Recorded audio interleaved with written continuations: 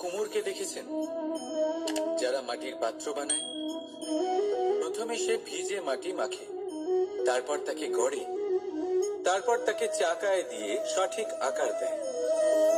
যদি আকার ঠিক না হয় তা তক্ষুনি ঠিক করে দেয়, কারণ সে এটা জানে যে একবার এটা আগুনের তাপে দিয়ে দিলে, একবার এটা শুকিয়ে গেলে তারপরে এর আকার কখনোই বদলানো যায় না।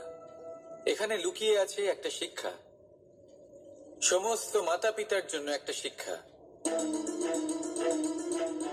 মাতা পিতাও তো এরকমই হন, তাদের নিজেদের সন্তানকে সঠিক সময় মতো শ্রেষ্ঠ শিক্ষা দেওয়া উচিত। মাতা পিতা যেন কখনো তাদের বিধাতা না হতে চান, কিন্তু প্রতিটা মুহূর্তে সবসময় চেষ্টা করুন তাদের সঠিক পথ দেখানো, কখনো কোমলতা দিয়ে, কখনো ভালোবাসা দিয়ে, আর কখনো কঠোর হয়ে। তার জীবনকে, তার ব্যক্তিত্বকে আকার দেওয়ার চেষ্টা করুন, কারণ যেমন মাটি একবার শুকিয়ে গেলে তারপর সেই পাত্রের আকার বদলানো যায় না, ঠিক সেইভাবেই আয়ুর বৃদ্ধির সাথে সন্তানের শিক্ষা কখনোই বদলানো যায় না। তা মনে রাখবেন।